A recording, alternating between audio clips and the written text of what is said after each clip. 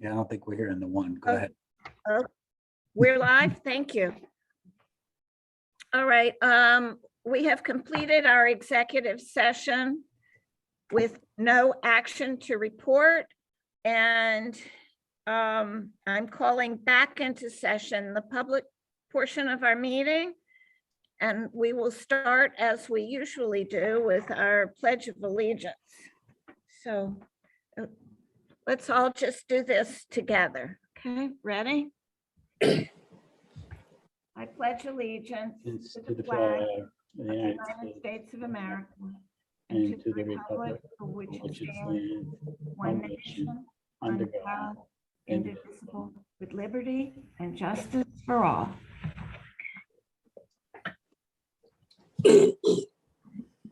And regardless of where you are, make sure you know how to get out of your building in case of an emergency. And we will all remember that we are a district with anti-bullying and anti-hate and no smoking provisions. So we're going now to the board consent agenda. I think that I have a question to direct to John. We've got in here the Brookhaven Free Library vote and also South Country Library vote. Do we need to handle those separately from the rest of the consent agenda? You don't have to handle them separately. So it does not require that we read verbatim the recommended action on both of those, since we have it printed in front of us. If you have it, is it posted in the agenda? Yes. Then you don't have to read it. Okay. Then is there a motion to approve items C1 through C5? Ms. Aruda? And a second by Ms. Felice. Any questions or discussion? I have a question. Yep. Dr. Johnny, can you just clarify why we have to vote on items 3 and 4? Because they are part of our community. Those are election districts in our school district. Okay. Any further questions? So all in favor of approving items C1 through C5, raise your hand. It's unanimously approved. And okay, Dr. Gianni, back to you. Yeah, I think we're going to shift to me. And as you may have noticed, I invited some folks into our meeting. And that is because we are beginning with a staff commendation. And I am not going to steal anyone's thunder. And I'm going to start off by introducing our assistant superintendent for curriculum and instruction, Ms. Beth Doyle. Beth. Thank you, Dr. Gianni. Good evening, members of the board, South Country community. I'd like to congratulate Ms. Mary Pettit on your great accomplishment of National Board Certification. Mary achieved this in literacy, reading language arts for early and middle childhood. National Board Certification is no small feat. The process requires teachers to demonstrate standards-based evidence of the positive effect that they have on student learning in alignment with something the National Board calls the 5 core propositions. So teachers must exhibit a deep understanding of their students, content knowledge, use of data and assessments, and teaching practice. They must also show that they participate in learning communities and provide evidence of ongoing reflection and continuous learning. It's a very rigorous curriculum. It's broken down into 4 components.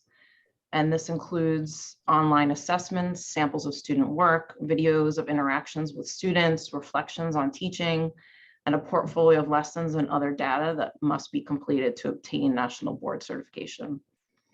The benefit of National Board, according to their research, is that teachers adjust their lesson plans to meet the needs of individual students They use data in new ways to assess student progress and learning goals, and of course, deepen their content knowledge. Thank you for your commitment to your students, Ms. Pettit. We appreciate your hard work and your willingness to learn and grow. With that, I'd like to turn it over to Ms. Brzezinski, the principal of Frank P. Long Intermediate School, who will share more about Ms. Pettit's accomplishments and her work with her students. Congratulations.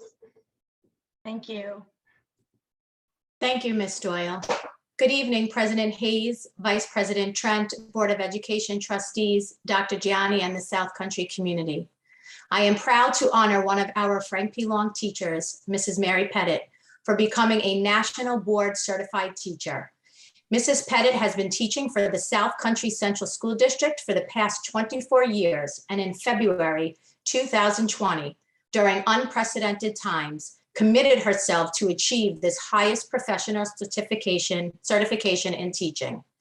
Mrs. Pettit is hardworking, extremely motivated, dedicated, and a compassionate individual who is always looking to collaborate and plan with colleagues to improve student outcomes.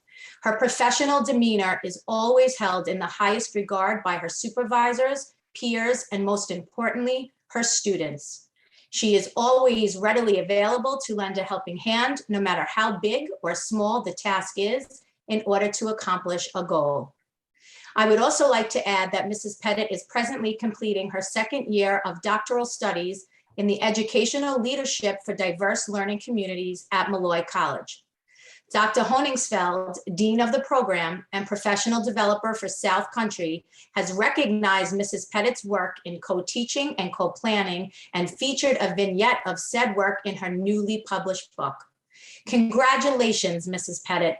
This is truly an honor that is well-deserved. The South Country Central School District is extremely proud of you and lucky to have you as part of our family. And Mary, I don't know if you'd like to say a couple of words. I mean, you have the board's ear and you're also on YouTube.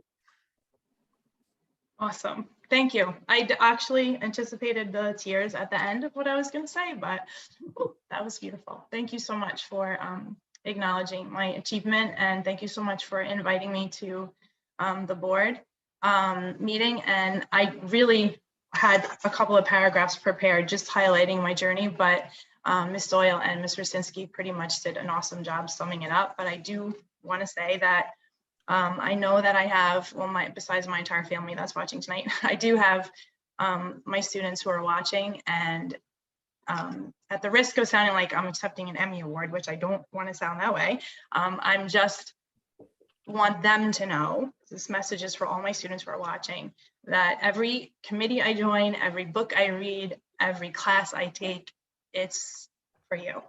And I just want to thank you for teaching me every day, probably more than I might teach you. I always learn from you, and thank you. And thank you all so very much. Congratulations, Mary. We're very proud of you. Thank you.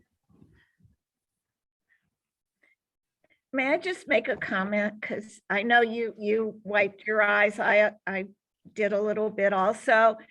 But while you were talking, I made a couple of notes to myself about how impressed I was by not just your achievement and during the time when you undertook to do it, it was during the pandemic, but also what you're aspiring toward, your vision, what you're working toward. And bringing into all of that hard work also, you have your tears, but I also picked up your sense of humor. And I can see how that is very beneficial to our students and your co-workers. And thank you for sharing it with us. You've given us a real bright spot tonight and into the future. Thank you. That's why I teach 5th grade, because they always laugh at my jokes. Can I make a comment as well, Ms. Hayes? Sure. Yeah, congratulations, Ms. Pettit. You know, I found out about this through Ms. Pettit's posting some information on social media about her journey. And I really was inspired by it. And I think, you know, I didn't have the good fortune of any of my children having Ms. Pettit. My oldest son had the second best teacher in the Pettit household, Mr. Pettit. I'm just kidding. But, you know, if you don't know Miss Pettit personally and you don't get to see, you know, her passion, it's very few people, and I live with a teacher, it's very few people that I've seen her as passionate about their craft and what they do. And, you know, when you love something as much as Miss Pettit loves teaching, it's probably not even work, you know, and if you listen to her former students and parents and the experiences that their children have had in her classroom, it's very evident, you know, what's happening there. And those are the special things that we need to be talking about more at our board meetings and highlighting our staff and students and everybody associated with our district that just goes above and beyond for the service of somebody else. So congratulations to you. Thank you for what you do. Thank you for the lives you enrich that come through your classroom. So thank you. Thank you very much. And Mr. Pettit's a really good teacher too. I was only kidding. I told him. One of the best. Okay. Can I just say one more thing? I was speaking to Ms. Doyle earlier today, and I was getting really excited about, you know, just the conversation that we were having about, you know, how we can possibly inspire other teachers in our district to you know, embark on this journey. And I don't think a lot of people know about what it is, not just in this district, but just it's not, you know, it's not widely known. So I would be excited to have that conversation. Okay. Thank you. Thank you. Okay. Thank you all. We'll see you around the district as I move you into the waiting room. Okay. Shall I proceed, Ms. Hayes? Yes, please. Okay, as of today, we have 730 known positive COVID-19 cases that have been reported to the district. This is up to about 259 from our last meeting. The 730 reports include 221 faculty or staff members and 509 students. In terms of quarantines, as of also as of today, the current count for faculty and staff quarantine resulting from close contact in our schools is 0. And our current count for students resulting in close contact in our schools is also 0. Our quarantine number continues to demonstrate our schools are safe, which is a direct result of masking, social distancing, and the good work of our faculty, staff, and students following our COVID protocols. Turning to weekly testing requirement and looking at the breakdown of employees who've opted out of weekly testing and those that need to be tested. Currently, we're still sitting at 82% of our employees having opted out of weekly testing and 18% opting for weekly testing. And regarding weekly testing, on Monday, January 24th, the district will begin offering on-site testing weekly for faculty and staff members that need to test weekly or would simply like to test anyway. Testing will be on Mondays at Belport High School between the hours of 2:30 and 4. Details have been sent to our faculty and staff earlier this afternoon. And we are looking forward to beginning that on-site testing. And I do want to give a shout out to BTA leadership, Mr. Pat Brady, who was instrumental in helping me get that set up at the high school. Yesterday, we began our second round of distributions of our test kits provided by New York State Department of Health. We've already distributed to all interested families and staff, and after a second shipment, we have enough kits to redistribute to families and staff a second time. For families, test kits are distributed each day of this week between the hours of 2:30 and 4:30 at Belport High School. And for staff, test kits are available at your school this week. They are probably being distributed as we speak.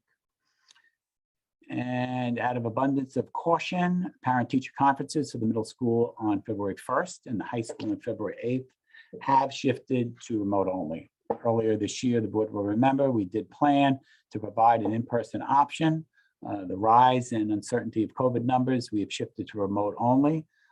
Elementary conferences scheduled for March are still planned with an in-person option, however. And then I have some schedule changes that we had to make out of an abundance of caution. and some of the event changes I'd like to share with you. Bellport High School musical production, originally scheduled for Friday, February 4th and Saturday, February 5th, has been postponed with a proposed new date of Friday, April 1st and Saturday, April 2nd. We are I say proposed because we are currently awaiting final confirmation from the musical's licensing company. Bellport Middle School musical production, originally scheduled for January 14th and 15th, has been rescheduled to Friday, March 25th and Saturday, March 26th. And the Brookhaven Winter Concert, or Course Concert, originally scheduled for January 20th, has been postponed until February 3rd. Our transportation provider recently has informed us that we might experience delays that could range from minor to significant. Town Bus is also struggling with staffing issues due to COVID-19. Unfortunately, driver shortages resulting from COVID-19 are difficult to plan for, as you may know, particularly when they occur at the very last minute, sometimes the morning of. In the event of a significant delay, our plan is to use our Blackboard Connect message system to notify families by phone as soon as practical. Written notification regarding these potential delays already went out last week. And then finally, I am happy to report middle school arrival and dismissal has reverted to minibuses in the front of the building on Kramer Street and parent drop off and pick up in the back of the building on South Road. We did have the village code enforcement visit our arrival and dismissal, and they agreed it's much safer to have parents drop off and pick up on South Road. So I would like to thank Mayor Fell and code enforcement for their cooperation on this matter. And that is all the announcements I have, President Hayes. I bring it back to you. Well, thank you, and thanks for ending on that note, because I know that was an issue that was hanging over many people, and particularly the families that were involved in the drop off and pickup situation. So thank you for that. You're welcome. Next, we have trustee reports. Mr. Trent. No, I don't have any report at this time. Okay. Mr. Parker? No. Ms. Aruda? Ms. Felice? I'll save it to the end. I have two reports, but we'll save it to the end. At the end of, like after Mr. Pacini and after me, or? No, at the conclusion of the meeting, I'll sum it all up there. That's all. If it has to do with committees, can you do You'd that? rather have now? Okay, just briefly, I attended the Strategic Planning Committee and also the Legislative Committee last evening.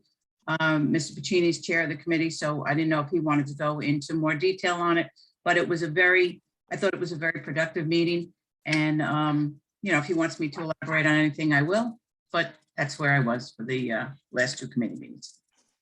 Okay, and I noticed also that you'll be attending the legislative breakfast at Longwood that's coming up in a couple of weeks. So yes, that was spoken about at the committee last night as well, and as well as virtual lobbying day up in Albany with our state legislators. The live lobbying day was changed to virtual, so that information will be shared with the remainder of the committee. So anyone else who wants to participate on it, that information will be shared by Ms. Costa to everyone, and then I will attend either one or both of those as well. thank you. Mr. Pacini? Yeah, thank you. As Ms. Felice said, the Legislative Committee did meet last night, agreed it was a productive meeting. The committee reviewed and went line by line through the New York State School Board and the Superintendent's Council legislative priorities. The board agreed on most. I think there was only one, which had to do with the tribal agreement, that the board wasn't going to address directly with our legislators. I want to thank Ms. Costa for kind of shouldering the bulk of the burden.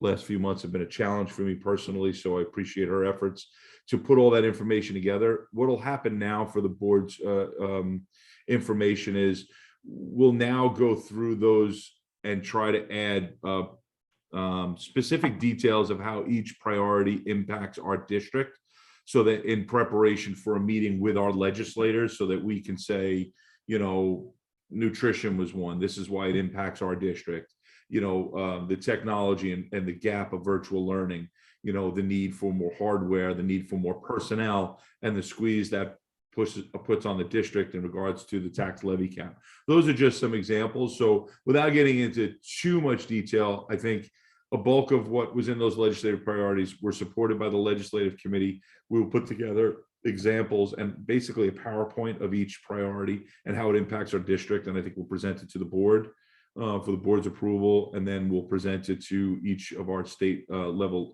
legislators.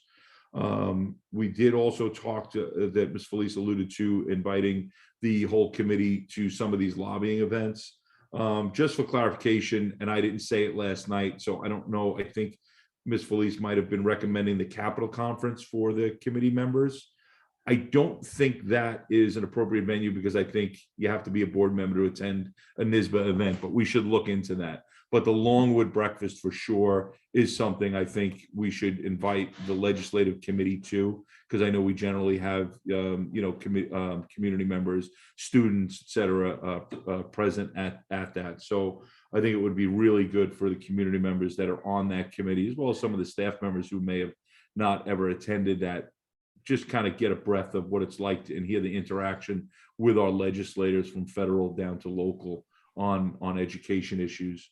So I'm trying to think if I missed that. Did I miss anything, Ms. Felice? My notes are kind of all over the place, but Sure, I'll add in that ahead. we did speak about local legislation too, and deciding how much the board would need to get involved, matters that we would bring back to the board.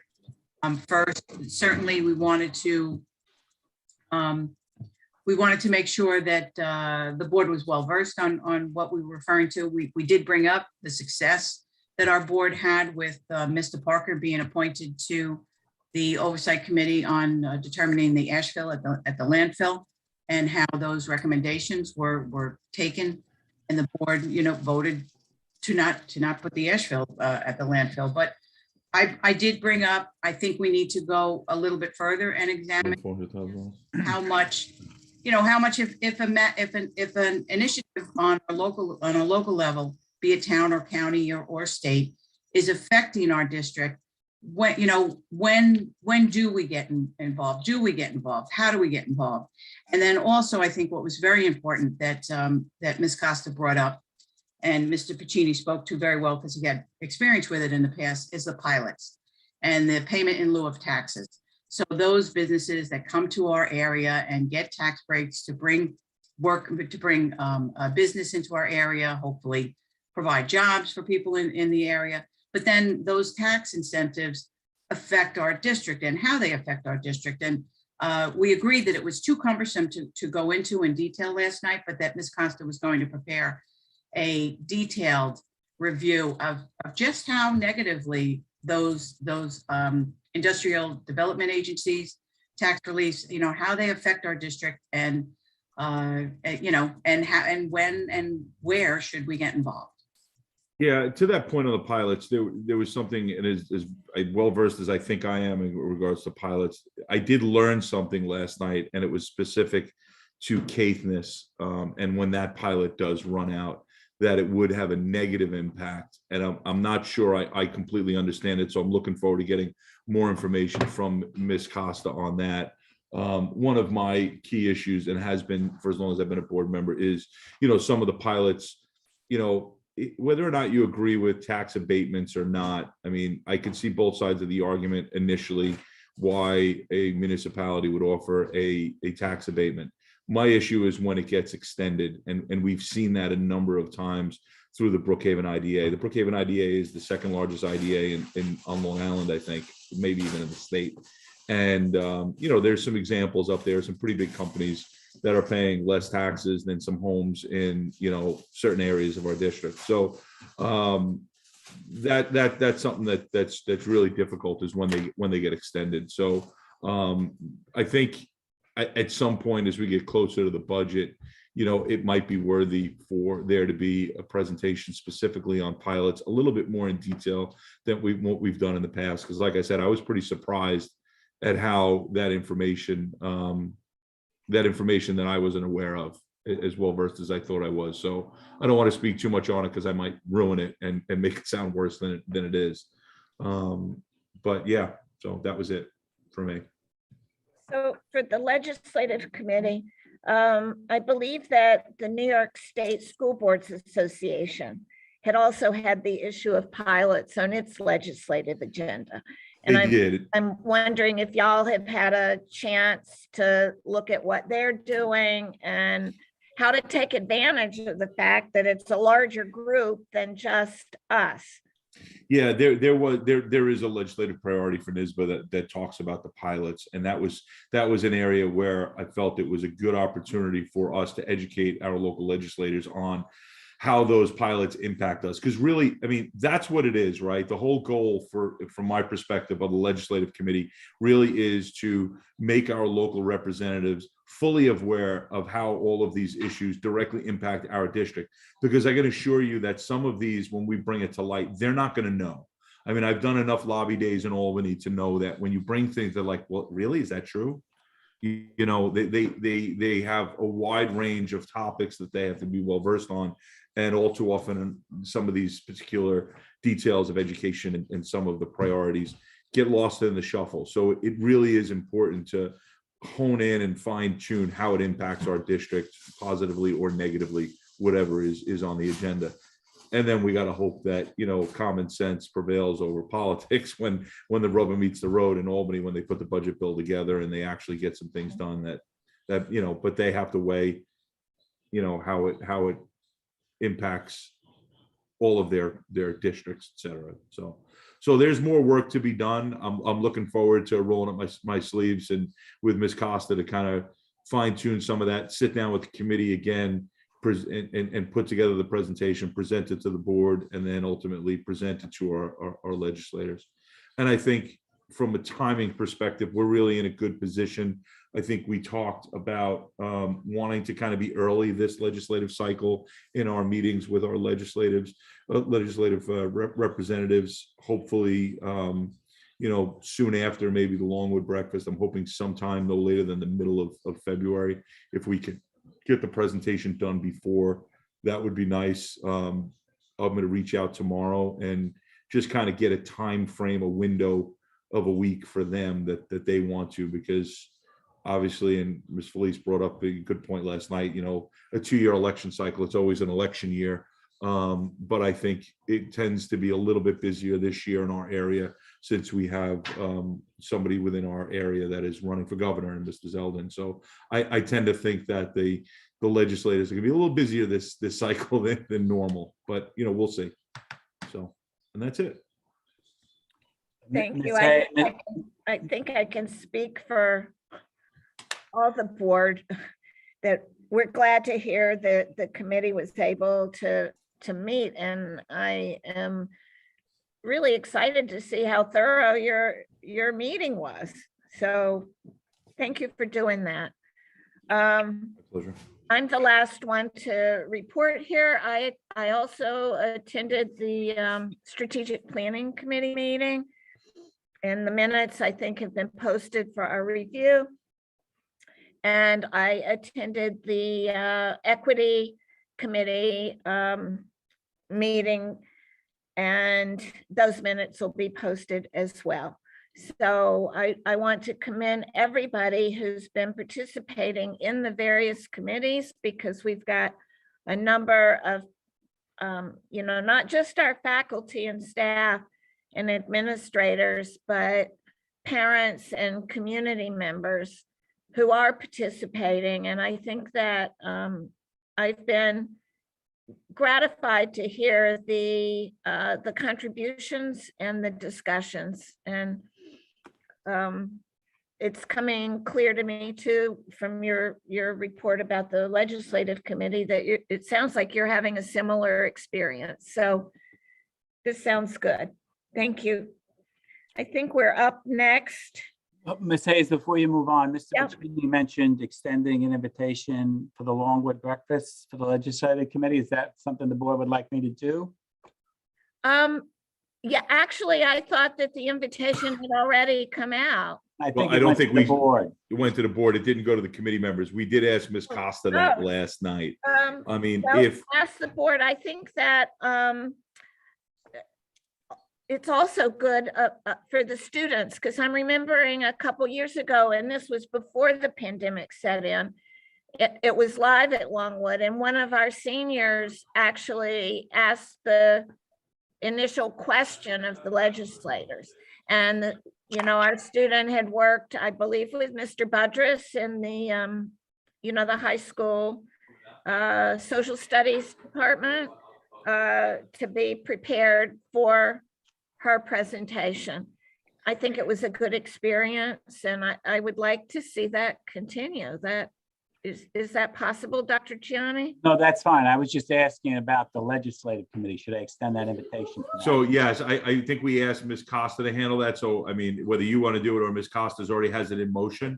Yeah, that would be great. And then if we can just inquire if it's appropriate for the legislative committee members that are not board members to attend the NISBA Capital Conference, because there is usually some good, you know, panel discussions at that conference that I think would be beneficial to some staff. But I can't say I mean, I used to go in person, so I don't, it was always board members, so I don't really know what it's like now. Being virtual, maybe it's open to more people. Okay, we'll check on that. Thank you.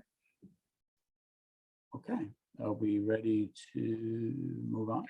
Oh, yes, we're now up to the public commentary portion of our meeting, and we had only one letter from a member of the community to be read, and I think Ms. Flynn's ready to do that. Yes. We have one email. It's from Anthony G. Barone. He said, "Hello, I would like to inquire about the nutrition of students in the district and the cost of school breakfast and lunch per individual student. I would also like to inquire about what the district aims to do in regards to the increasing rate of chemical dependency of students. I have three main questions. One, how will the district offset rising inflation costs that will inevitably drive up the price of the cafeteria food? My concern is that the food will become even more expensive, resulting in an increased amount of students going hungry. Two, bearing in mind the cost, what can the board do to increase the nutritional value of the food provided while keeping costs affordable? I graduated in 2017 and the quality of the food was subpar at best.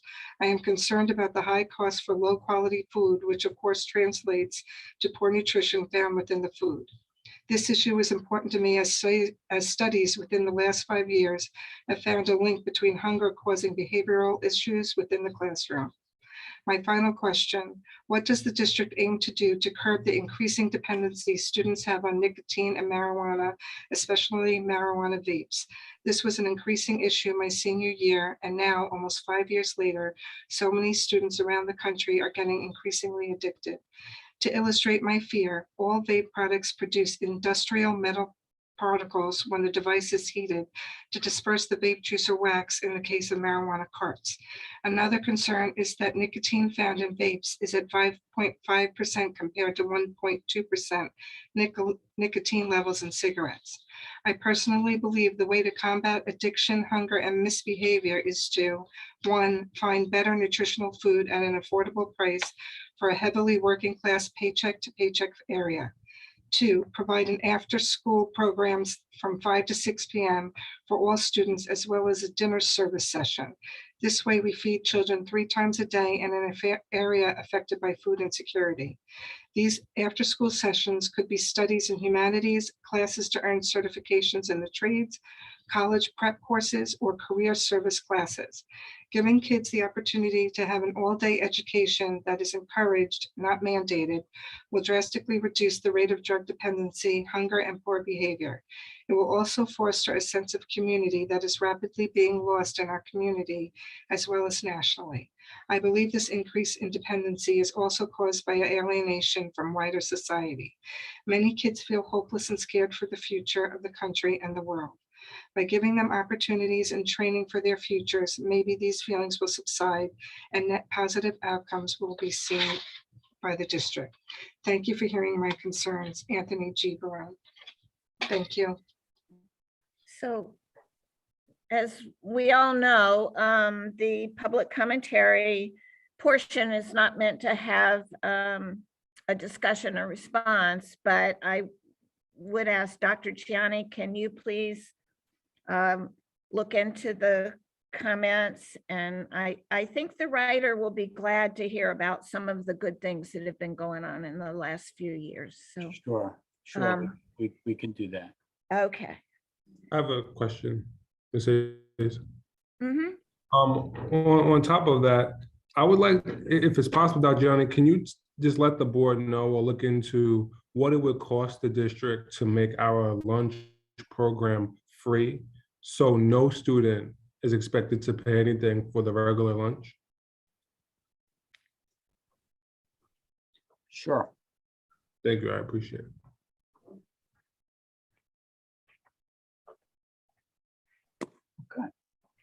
I think it's back to you, Dr. Gianni. Yes, and that brings us to item F, items for discussion. And our first item for discussion is our first in a series of budget presentations.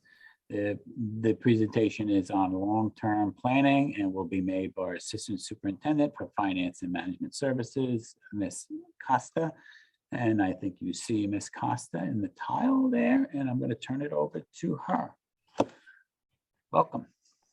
Thank you, Dr. Gianni, and Board of Education and South Country community. Thank you for having me. I'm going to share my screen now for our first budget presentation of the budget season.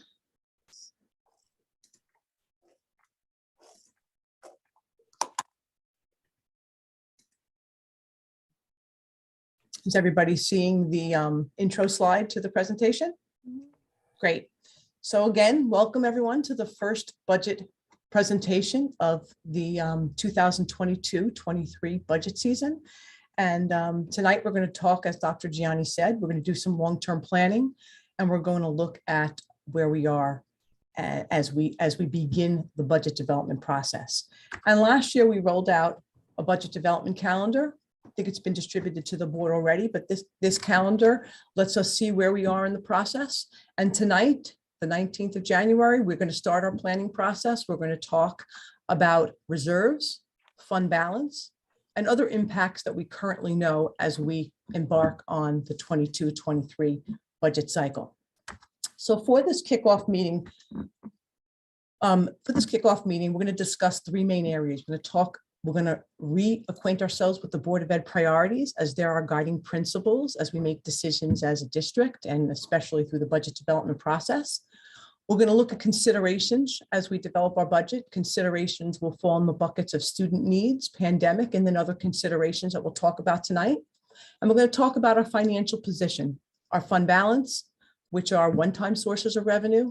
We're going to talk about some other sources of revenue we have, one-time and recurring sources of revenue, one-time being federal aid and state aid. And then we'll talk about what we know about the school year we're in, 21-22.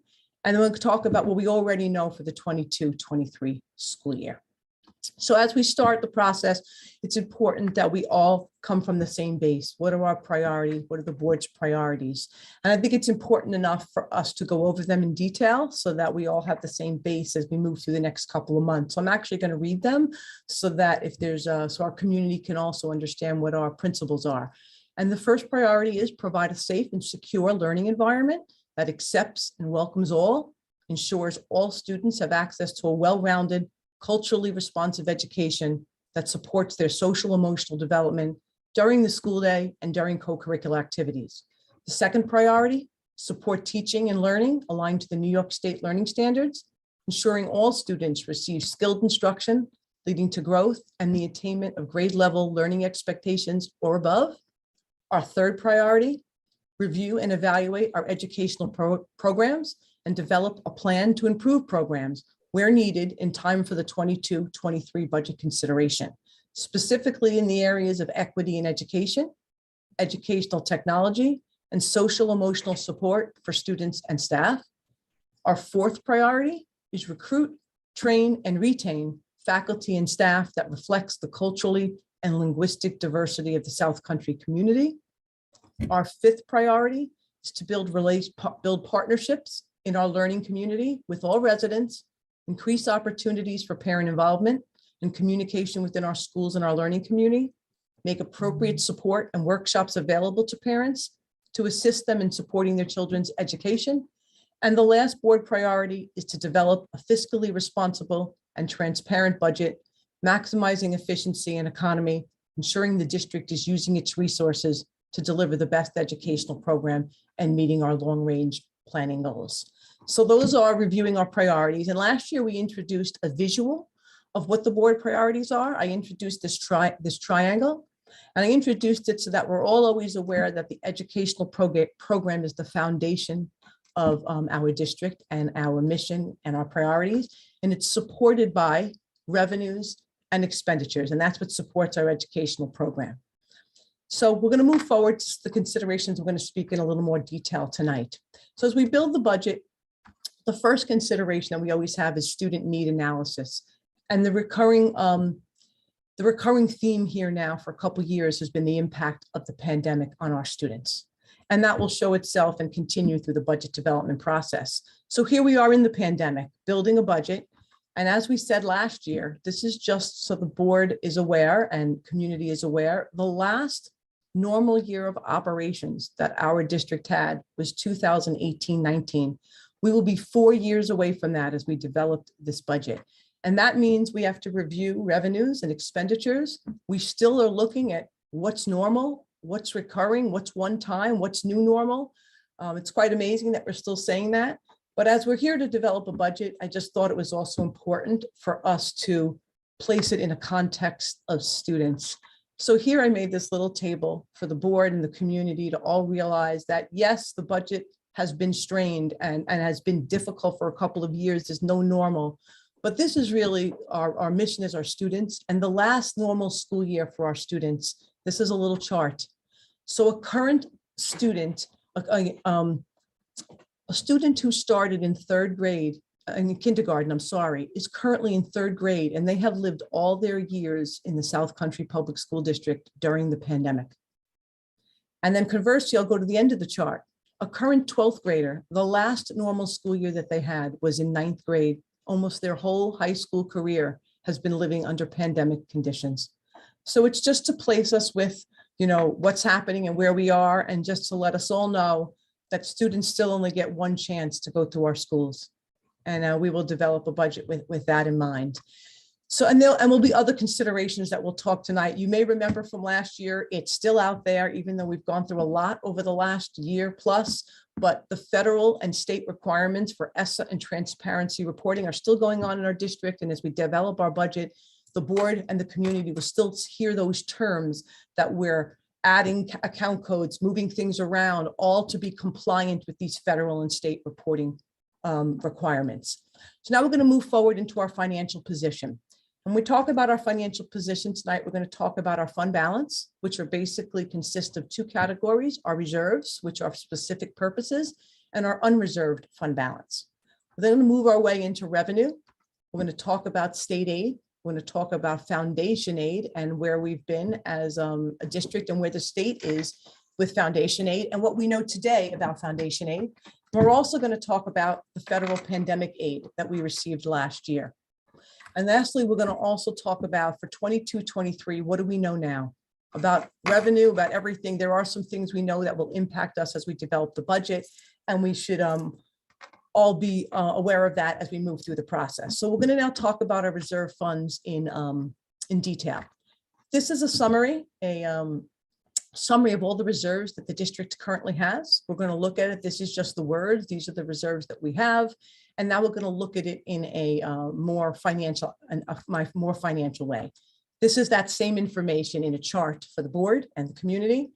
These are our reserves. So here, this orange bar on top or yellow bar on top, this is the balances of our reserves, a historical perspective of our reserves. We always include, or we We tend to include June of 2005 in our historical perspective, so the board and the community can see where we are. We were in a negative, we were in a deficit financial position as a district. We had no fund balance and no reserves. And this is where we have been over the last 5 years. We have reserves. We manage those reserves. And then here on the far right, this is our use of reserves for this school year that we're in right now. These reserves, which consists of 1, 2, and 3 added up here. Number 1 is our use of actual reserves for a specific purpose. The board has agreed to use $2,750,000. The board also has assigned $4 million of our undesignated reserve for our budget in 21-22. And we are using the last of our debt service reserve. That reserve is finished as of the end of the 21-22 school year. So for 21-22, the district is utilizing $7.3 million of reserves and fund balance in our budget process. And that's something that we manage. Now we're going to speak about in detail each of these reserves and what their uses are for. So we all have a working knowledge of how we can use reserves.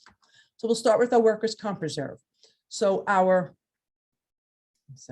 workers' comp reserve it's eligible for self-insured school districts, and we are a self-insured school district. It is to pay lost wages and any indemnity or benefit payments to claimants for injuries they may have had. This was created in our district in June of 2009. The current balance is $3.1 million in this reserve, and for the 21-22 school year, we have committed to use $500,000 from this reserve. Its authority is set up without voter approval. We can use it without voter approval. And some other considerations of this reserve, and most reserves are the funds must be invested, interest accrues to the reserve, and excess funds in this reserve can be transferred to another reserve within 60 days of the year ending. Our unemployment reserve, very similar to our workers' comp reserve, it's only for self-insured school districts. We are self-insured under Article 18 of the New York State Labor Law for unemployment claims. Basically, the state of New York pays claims on our behalf, and we reimburse the state of New York. And this is a reserve for us to put money aside for those claims that come through. The authority, again, without voter approval. The use is without voter approval. And the other considerations are funds are invested, interest accrues to this fund, and excesses can be transferred to another fund within 60 days. Now we move into our retirement. I'm sorry to interrupt you. Can you just give me what we have in that reserve now and how much do we plan to spend this year? Sure. The balance in that reserve is $1,356,000. And we pledge to use $200,000 in this year's budget, 21-22 budget. Thank you. Okay. So we're going to transition into the retirement contribution reserves. There's 2 of them. The first retirement contribution reserve is to pay for retirement contributions for our non-instructional staff who are members of the New York State Local Employees Retirement System. And that reserve was created in the district in June of 2009. It currently has a balance of $5,652,000. And again, we are pledging to use $500,000 in this school year from that reserve. Again, the authority is without voter approval. You can use it without voter approval. And the other considerations are funds are invested, interest accrues to this reserve, and funds may be transferred to another reserve following a public hearing, which is different than some of the other reserves. In addition to a reserve for the non-instructional employees retirement system, there is a recent reserve to the teachers retirement system. This was just allowed in legislation in the last couple of years. So the Board of Education established this reserve in July of 2019. It is to pay retirement contributions to our instructional staff who are members of the New York State Teachers Retirement System. This reserve currently has a balance of $1.7 million, and we are pledged to use in the 21-22 school year $750,000. Again, this reserve is established without voter approval. You can use it without voter approval. And because it's a relatively new reserve, there are a little more requirements with this reserve. The annual contributions for this reserve and its balance are now dictated by the legislation, which does not happen for the other reserves. So the annual contributions cannot exceed 2%, and the balance of the fund cannot exceed 10%. So your annual contribution is the 2%, and the total reserve balance can't exceed 10% of your total teacher salary for the year. So we do that calculation every year and we make sure we meet these requirements. And, and then this is just a new trend. I think we'll see if there's new reserves approved by the state. They'll give a little more guidelines to those. Again, these funds are invested. The interest accrues to this reserve. Funds can be transferred following a public hearing. And funds can be transferred within the ERS and TRS reserves. That's one thing that added to this legislation. They can be fungibly transferred between these two reserves. Our next reserve is the Mr. I'm Trent. sorry, Go ahead. Did you mention how much the total how much we're paying our teachers in total? Did you give us that number? I didn't give you that number. It's approximately $44 million. Okay, 44. Thank you. And that's just off the top of my head. I could, I would have to give you an exact number with, 44 million is fine. Okay. So the next reserve we're going to speak about is our employee benefits accrued liability reserve. This was a reserve created in June of 2009. It has a balance as of June 30th, 2021 of $6.2 million. And this is eligible to pay unused sick, personal, and vacation time for employees. And it's for exiting employees. It is not used to pay any other type of benefit due an employee, not any health insurance, not any, dental insurance. It's only for time. So that's what is notable in this. When this was originally created, or some years ago, there were some districts that were using it to pay health insurance, and it was determined by the state that that's not a permissible use of this reserve. So we are pledged to use $800,000 of this reserve in this school year. It was established without voter approval. It can be spent without voter approval.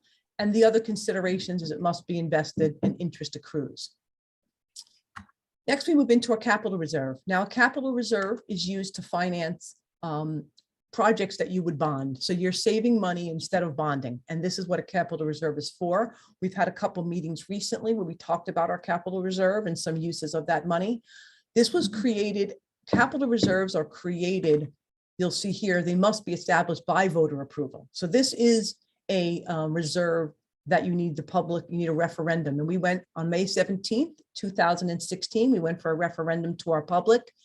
And the specifics of this reserve were that it is for 8 years or $10 million, whichever comes first. So that was how the referendum language was worded to our community, and it passed, and we established that reserve. As of June 30th, 2021, we have a balance of $2,345,000 in this reserve. And the other considerations of this reserve are that the funds are invested and interest accrues to this reserve. So now we're going to move into reserves are for specific purposes, and we just discussed what those specific purposes are. We're going to go into the other category of fund balance, which is called unreserved fund balance. Unreserved fund balance falls into two categories. It falls into assigned fund balance and unassigned fund balance. So assigned fund balance is what the board approves each year to support the budget development process. So for the 21-22 school year, our board has assigned $4 million to our 21-22 budget. The unassigned fund balance, it's statutory limited to 4% of our next year's budget, our ensuing year's budget. So what that means is that's the limit for your rainy day funds. We are the only government agency in this, only school districts in the state of New York are limited statutorily by what they can put in unassigned fund balance, but that is our legal limit is 4%. We currently have $5,818,000 in this reserve, and that is the statutory limit. We are at the statutory limit. So again, as we started talking about the specifics of reserves and fund balance, here's the same slide. Again, this is just a visual of all the reserves. Our current balances are in the column that says June 2021, and our pledged uses of that money are on the far right under use for year end, and that is we are using $7.3 million of reserves and fund balance in the 21-22 school year. So now again, reserves and fund balances are non-recurring sources of revenue that have to be managed for financial stability. So now we're going to transition to another source of non-recurring revenue that our district is managing right now, and that is our pandemic relief aid. So last year, the district was awarded, right here, we were awarded $12.9 million in pandemic relief aid. That pandemic relief aid came in two sources. It came from the coronavirus response and relief supplemental aid, known as CRISA, is what we call it for short. And it came from the American Rescue Plan. And that is, we call that ARP for short. So we received $3.9 million in CRISA funds and just about $9 million in rescue funds for a total of $12.9 million. And here to the right is our planned use by fiscal year of these monies. In this current school year that we're sitting in, 21-22, we have pledged a use of $5.9 million of our federal pandemic relief monies. In 22-23, we have a planned use of $4.5 million. In 23-24, $2.3 million will be our use. As we look at those uses, you'll see they're declining. And here is the declining balances of what we'll be using for each of the next 3 years as we develop our budgets. So here, as we develop this budget, this decline of $1,474,000, this decline is what we will be dealing with as we begin to develop this budget. This money was only for 3 years. Actually, the CRISA funds are only for 2 years, and the rescue funding is for 3 years. And that's why you see the CRISA funds ending in 2022-23, and you see the rescue funds ending in 23-24. That is because you can only use them through those dates, and this is our plan. So we will be coming up, we will continue to talk about the decline in federal dollars and the managing that as we move through the budget development process. So now we're going to move to foundation aid. Now, foundation aid is a recurring source of revenue. And I thought that before we talk about where we are with foundation, we just go back a little and we have a little bit of history. Foundation aid, it was enacted in 2007 by law, and it was a response to the Campaign for Fiscal Equity lawsuit against New York State. And what the foundation aid formula did is it moved aid from an attendance-based process to an enrollment-based process. So that's what the formula basis was. Its foundation was enrollment-based. Immediately after passing the legislation for the foundation aid formula, the Great Recession hit the state of New York. And really, the foundation aid formula from its onset was never implemented. But written into that legislation was a hold harmless provision. It basically said, no matter what the formula produces, even though the formula has been frozen for many years, no matter what the formula produces, you can't get less than you got from the prior year. So there cannot be a reduction. So that was written into legislation. And we say that was written into legislation, thankfully, because South Country is a school district that we are in a hold harmless status. And we're going to talk about that in more detail as we go through, because it'll be part of our budget development process for the next couple of months. So Governor Hochul, last school year when Governor Cuomo was in office, he committed to a 3-year phase-in of foundation aid that was not fully phased in since it's been frozen since the beginning of 2007. So he committed to a 3-year phase-in. Governor Hochul has committed to continue that phase-in of foundation aid. The phase-in 3 years began this school year in 21-22. It will continue in 22-23, and it will be completed by 23-24 for any district that is in a position that they're not hold harmless. That's not us, but for other districts. So again, South Country is in a hold harmless situation. So the foundation aid formula now, just so we know, it's 16 years old now. And while we're finally getting around to funding it, it really now, when you look at it, doesn't address the changing demographic and needs of students and districts in the state of New York. So here we are, it's great, but it's really old. So let's look at where South Country was with the foundation aid formula and its history. This is a summary of South Country only from the beginning of the foundation formula to today. We spoke about this as we developed the budget last year, but we're reintroducing it because it will continue to come up. This is each year of the foundation aid formula for our district and what we received. So here on the bottom, you will see in the center column that says current year aid, it says $37,123,000. That is what the district is receiving this year in aid. If you look at the column to the right of that, full phase-in level, that is what the formula says we should receive. So we are receiving $1,663,000 more than we would get if the formula was running. And how does that translate for the district? Well, for our district, over the 16 years that the formula has been in existence, we've received $22.5 million more than the formula would have given us if it was running as is. And that's an important concept because we're going to move forward and we're going to talk about what the state's doing for districts. We're in this situation where we got more, but more districts in the state of New York are in the opposite district. They got in the opposite situation, they received less. So I took down all of the state data and I took Suffolk County school districts only. So right here, you're looking at Suffolk County school districts who are not like South Country, who are being fully phased in. There are 61 school districts in Suffolk County. 34 of them, or 56% of them, are receiving, they are in the fully phase-in situation. This sheet is sorted by the amount of foundation aid that a district receives. So we'll go through it just so you can see. In column A that I just brought up, that is the amount of foundation aid that the district's receiving this year. If we just look at the top line and look at Brentwood, we can just talk about them. They're receiving $249 million in foundation aid. The formula says in column B here, they should have received $368 million in foundation aid. And here we go, column C. So for next budget, this was released in November by Governor Hochul's office, so districts could start planning. It was so in November, she sent this out. And in column C, it says they're going to receive $309 million in the 2022-23 school year. And in column D here, that's a $59 million increase to their foundation aid in 1 year. That increase is a 23.7% increase over the prior year. And they are still due in column F, another $59 million. So these are in every district on this list. You can just look across and you'll see what they're getting and the percent increases it is over the prior years. That is 34 of the 61 Suffolk County districts. Now we're going to move forward and we'll look at districts that look like South Country. These are the 27 other districts in Suffolk County. And here they are. Again, these are sorted in order of the size of foundation aid that we receive. Here is South Country School District. I just highlighted it.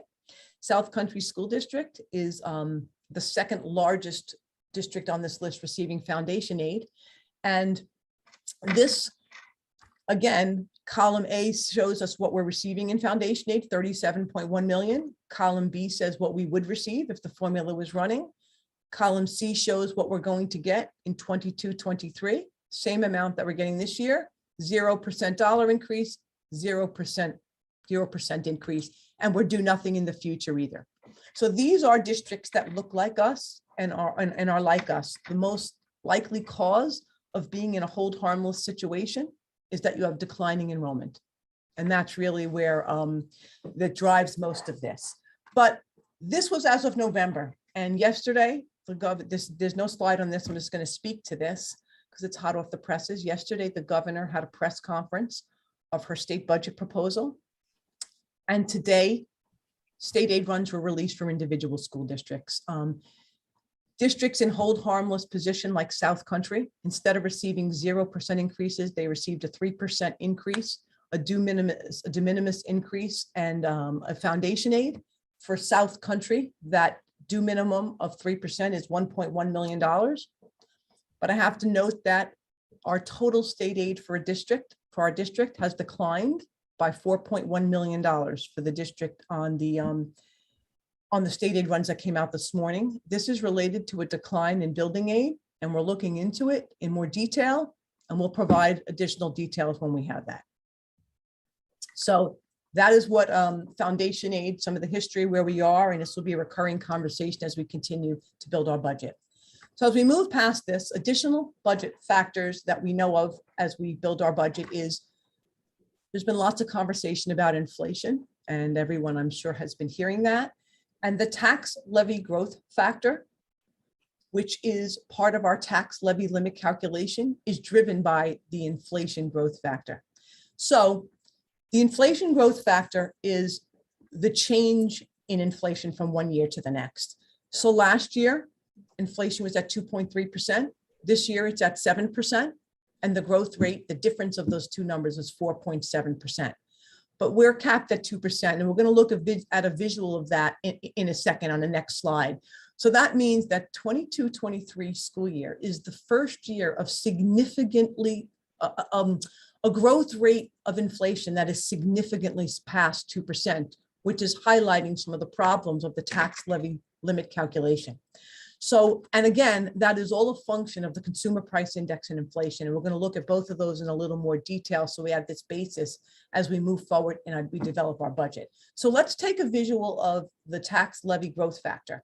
So this visual is the tax levy growth factor since the law went into effect in 2012. It's been in effect for 11 years. And you'll notice here that this arrow here is the growth rate for the 2022 school year as we're starting, that was just set by the New York State Controller's Office. So the growth rate is 4.7%. But if you see here, this straight line through the center is what we are capped at a 2% cap for our tax levy limit calculation. And the interesting piece is, and while you think that might be an exception, all of these circles that just came out, 11 years that the tax levy cap calculation has been in existence, 5 of those 11 years, and I've circled the years, you can follow the graph above and see that 5 out of 11 years, the growth rate of inflation has exceeded the 2% cap. So what does that mean for us as inflation increases? And we only have 2 sources of revenue, really, state aid and our tax levy. As prices for goods and services are increasing, that will impact us as we move forward and develop our budget. So it's important to know these trends. So now let's take our tax levy growth factor and let's move it towards looking more detail into inflation. That is based exclusively on the Bureau of Labor Statistics. And this is what they put out there. This is directly from their website. These are the inflation rates. This is what you're hearing on the news. And this is what the New York State Controller used. The CPI increased by 7%, increased to 7% for year over year, December to December. That's all items, and that is the number that's tagged to our tax levy growth factor. But in addition, I thought it was important to look at, for example, food. 6.3% increase in food, and we are on an emergency contract. It's due to the pandemic. We're on an emergency contract with our food service provider, and we are out to bid, and there'll be a new bid for the 22-23 school year for our school lunch provider, and this will impact the prices they have to pay for food. So as we just become aware of that. Another notable item is energy costs are up overall 29.3%. But I highlighted in this box a couple of specific items to note, things that we use in our district. For example, gasoline. Our contract we pay for gasoline, not our bus provider. So gasoline is up 49.6% from last year to this year. That will have a budgetary impact to us. Fuel oil, which we use, our buildings are heated on gas and fuel oil. Some of them, we have dual fuel in our buildings. That will impact us. Electricity is up 6.3%. And these are real things that we'll see and we'll be conversing on as we build our budget. So here is really just an overview of what inflation looks like, and it will have impacts as we move through the process. So here we are today. This was our June 19th planning meeting and what we know now. And that meeting's over today. And next meeting, when we'll dive into more detail into the tax levy and the tax cap calculation, and we'll do an unpacking of our preliminary revenue from the state and where we are and our revenue sources. And then we have 6 meetings following that, and they all culminate with our May 17th, 2022 budget vote and trustee election. Any questions?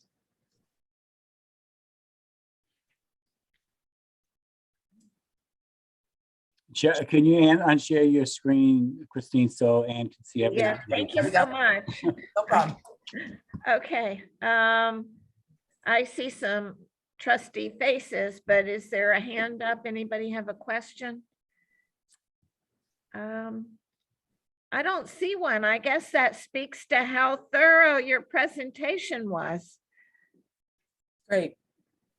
Oh, wait, is your hand up, Mr. Trent, or were you just? I did have a question on page 22, but I'm just trying to remember what it was exactly, because I wrote down a couple notes. But Ms. Costa, from what you were saying, it sounded like because we're hold harmless, that from that graph, we're not getting any additional aid. But then you said it was 3% that we would be getting. So what that graphic that you're seeing on slide 22 that showed Right. South Country as the second district on that list, and we were held harmless. That was from the governor's office in November. And she Okay. sent that out in November with a 0% increase. And just Mhm. yesterday, and then out today were runs, they did, anyone who was at 0, they gave a minimum of 3%. Okay. In the Now, foundation aid only, that's only one component of our total state aid package. Foundation aid is one component. There's expense-based aids, there's building aids, there's transportation aid. That is one component of our full aid picture. Now, that 3% is equal to $1.1 million, correct? That's correct. Now, you said something else had decreased by 4%. Our building aid has decreased. Our overall aid, foundation aid plus all other aids have decreased by $4.1 million. All aids, that is really almost exclusively related to a decline in our building aid. So Is all that of the, 4.1 less the 1.1 million? So it's a net of 3 million decrease? No, Or- the net is the 4.1 million. The building aid declined by 6 million. Okay, So our foundation aid increased by 1 million. All other aids increased by another million. And our building aid declined by 6 million for a net effect of a decline of $4 million. okay. Thank you for clarifying. now, the governor said that she's gonna be putting more money into school districts, but she said that yesterday. So, have you, because of that, do you expect our aid to increase? There's always a change from the governor's proposal to the legislative final proposal. There's always a change. That's Mhm. just the process that goes through Albany. Some aids are, and which we're digging into the details and more, so we'll have more information for you as we move through the process. I mean, they just came out this morning, so we're looking at them. Some aids are based on what you spent. And that is a factor. If you didn't spend money, the state isn't going to give you money for something you didn't spend money on. So we're Mhm. reviewing each of those components and we're seeing where we are. We'll be able to provide you more detail. Our next budget meeting actually unpacks all of the revenue detail and the tax levy cap calculation. Just thought that since the runs were out today, it was important that we share just up, hot off the press information with the board, and we will provide additional information definitely by our next meeting, if not sooner. Okay, that sounds good. Thank you. Any other questions for Ms. Costa? Okay, I'm going to move Ms. Costa into the waiting room, and we're going to move on with our next item for discussion, which is a revision and first reading of Board Policy 3170, correspondence to the school board. This policy has been revised at the request of the board to better clarify correspondence received by the Board of Education. The revisions were discussed by the board and made under the advice of council. Strategic Planning and District Council have both reviewed and approved these revisions, and I offer it for the board's review again and first reading. Does anybody have any discussion on it, or we just accept it for the first reading? I think Mr. Puccini. I'm just curious about the line here. I'm trying to get back to it where it says the board president, the response shall include an acknowledgement of the department and receipt, the date of the district member, and as appropriate. And then it goes on to say it'll be, I'm just trying to make sure I'm reading it right here.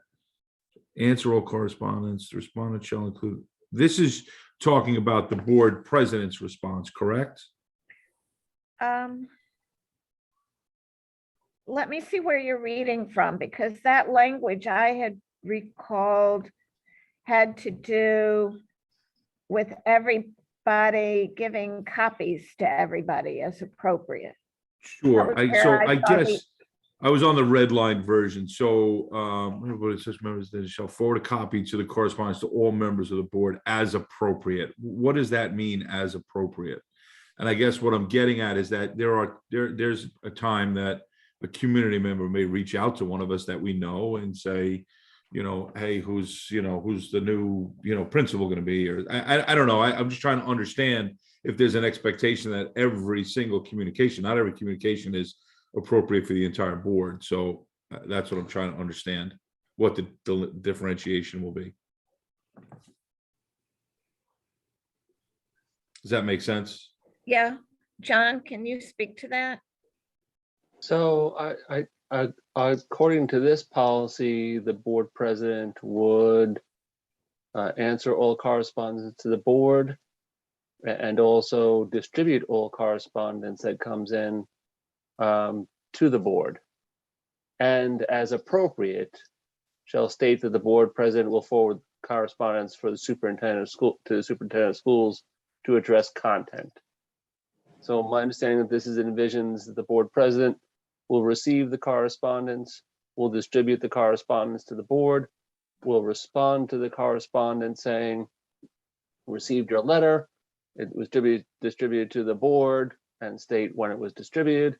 And if there's something in the contents that requires the superintendent to respond, it will say, your correspondence was forwarded to the superintendent of schools to respond to whatever issue might be raised that is within the jurisdiction of the superintendent of schools. Understood. Thank you. That clears it up. Thank you.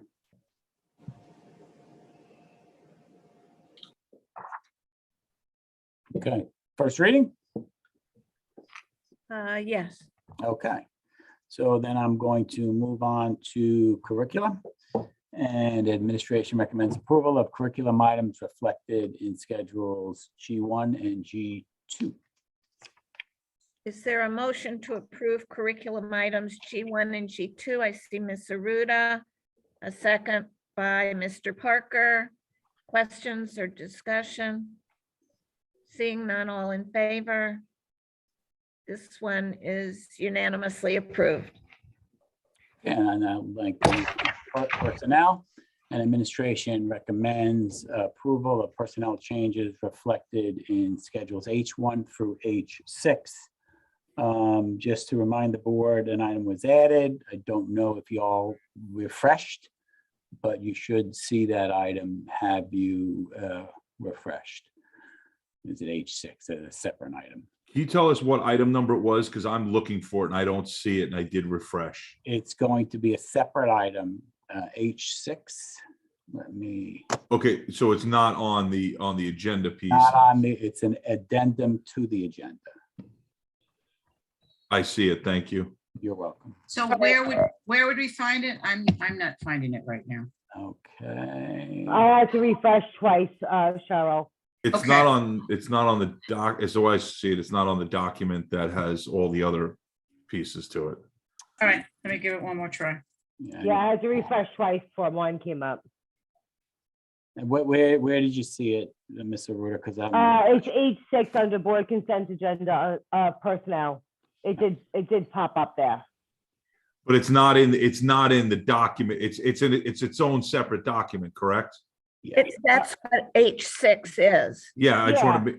It's Yeah. It's not in the one that encompasses all of the H. No, it's a No, separate that's- document. No. It's H Yeah, through yeah. 5 is one document. H through 6 is another document. Correct. So I think if we go H through 6 on the motion, it covers everything. Yes, Right. exactly. That's what screwed me up. So that's fine. Thank you. All right, so you're asking for approval of items H1 through H6, is that correct? That is correct. Okay. Is there a motion to approve items H1 through H6? Ms. Aruda, second, Mr. Pacini. Questions or discussion? Seeing none, all in favor? We have that unanimously approved. Okay, and I'd just like to announce a couple of the approvals the board just took action on. First, on the instructional side, the board and I welcomes Julia Benasak, who is a teacher on special assignment, actually a school psychologist working in the CSE and CPSE office, as well as two teacher assistants, Kim Sauer and Griffin Tarasky, sorry, Griffin. Both teacher assistants, one at Brookhaven and one at Belport High School, And then finally, the board also approved a new Director of Health, Physical Education and Athletics effective February 1st, and that is Mr. John Frankie. Mr. Frankie currently serves as Assistant Principal at Belport High School, and we congratulate all, particularly Mr. Frankie, on this promotion to this new position. So, thank you. And now I'd like to move on to business, and administration recommends approval of business items reflected in schedules I-1 through I-6. Is there a motion to approve business items I-1 to I-6? Mr. Trent made the motion, second by Ms. Felice. Any questions or discussion? I see none. So all in favor? We have unanimous approval. Okay, and thank you. That is all I have, President Hayes. Oh my, here we go.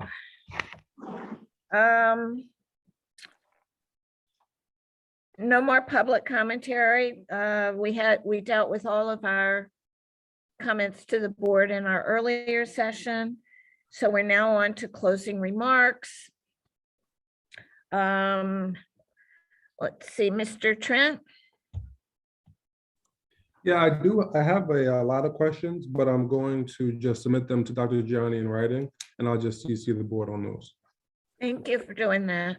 Yeah, thank you. Mr. Parker? No. Mr. Pacini? Nothing for me, thank you. Ms. Felice? Nothing for me, thank you. Okay. And Ms. Aruda? Nothing for me either. Thank you. Okay.